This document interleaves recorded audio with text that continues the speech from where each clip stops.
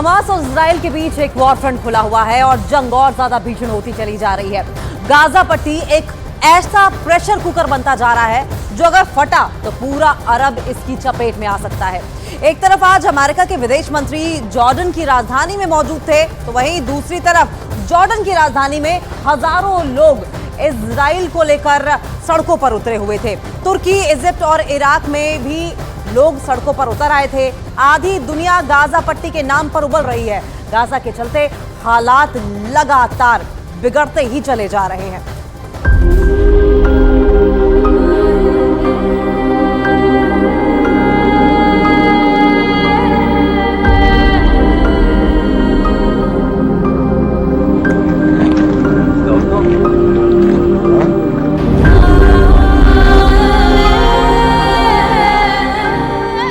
Gaza में पानी खत्म हो रहा है।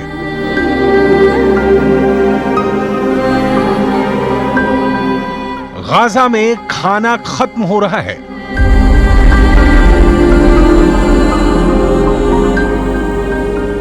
गाजा में गैस खत्म हो रही है।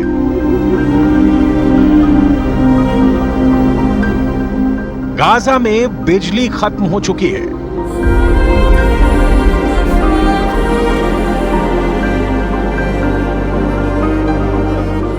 गाजा में अस्पतालों की हिम्मत टूट रही है।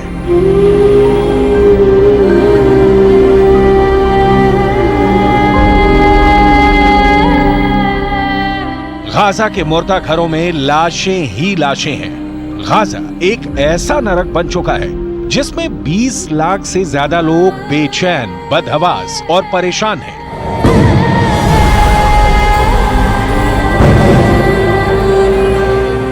गाजा के लोग भागना चाहते हैं,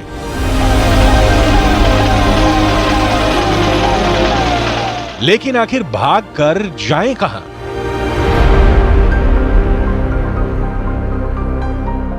एक तरफ समंदर है, दूसरी तरफ इजराइल है।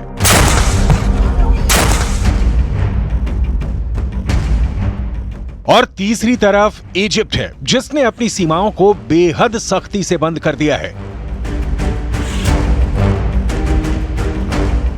पीने के लिए अब समंदर का नमकीन पानी है। खंडहर बनते जा रहे गाजा का तापमान बढ़ता जा रहा है।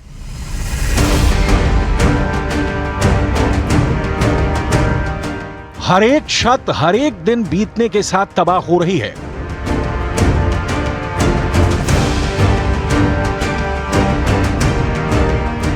और इस खतरनाक तबाही से भी ज्यादा तबाही इजराइल के लड़ाकू विमानों के बम बरसा रहे हैं।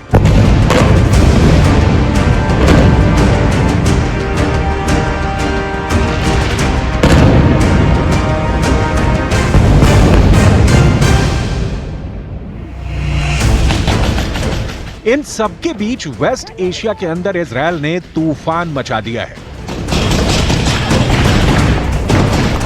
इजराइल डिफेंस फोर्स बहुत ज्यादा एग्रेसिव मोड में आ चुकी है। गाजा पर हमले के लिए टैंकों की सेना तैयार हो चुकी है। इजराइल के उत्तर में लेबनान की सीमा पर हिजबुल्लाह पर भी इजराइल डिफेंस फोर्स कहर बरपा रही है।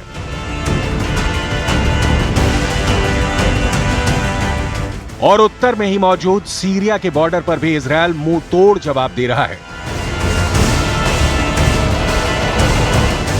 इजराइल इतना उग्र हो चुका है कि जैसे ये खबर आई कि ईरान के विदेश मंत्री सीरिया में दौरा करने वाले हैं, वैसे ही दमिश्क और एलेप्पो के हवाई अड्डों पर इजराइल ने बम बरसा दिया और इन हवाई अड्डों को ही तबाह कर दिया।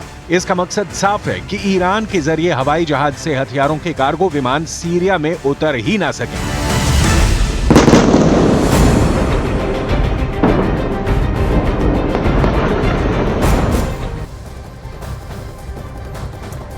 क्या वर्ल्ड वॉर शुरू हो चुका है? इस सवाल का जवाब बहुत सारे एक्सपर्ट्स शायद हाँ में भी देंगे, लेकिन इस वर्ल्ड वॉर की धुरी गाजा पट्टी बन जाएगी, इसका अंदाजा किसी को भी नहीं था। इजराइल ने गाजा को सप्लाई की जाने वाली रसद सामग्री, पानी समेत अन्य सप्लाई की जो चेन है उसे काट दिया है।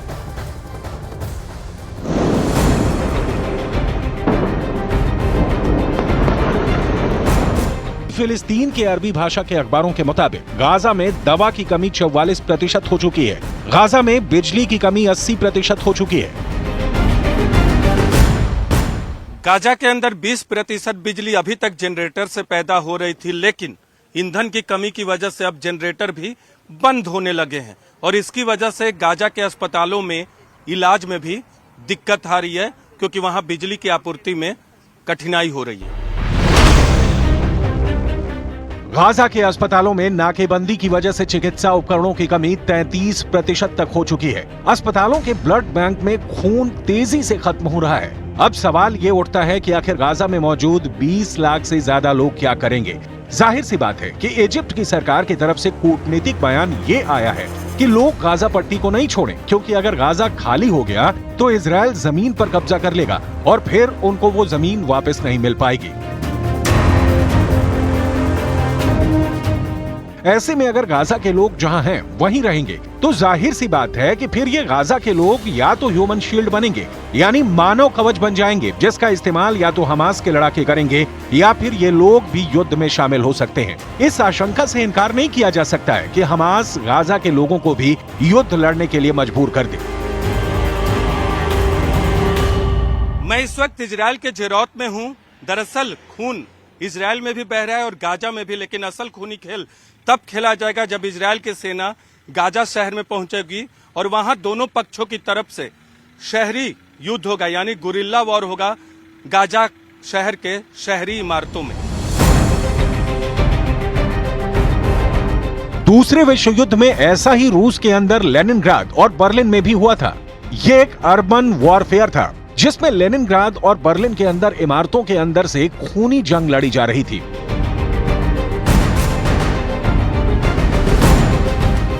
जिसमें बेहद खतरनाक जंग हुई थी। हिटलर जैसे तानाशाह की मजबूत आर्मी भी इस अर्बन वॉरफेयर यानी शहरी युद्ध को नहीं झेल सकी थी।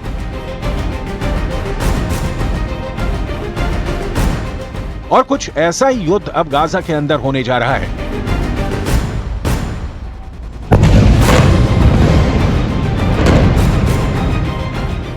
जिन इमारतों को इजरायल ने हवाई हमले करके खंडहर में तब्दील कर दिया है, उसी इमारतों के अंदर से हमास के आतंकी खतरनाक गुरिल्ला युद्ध छेड़ने वाले हैं, जिसका अंजाम क्या होगा ये कहना इतना आसान भी नहीं है।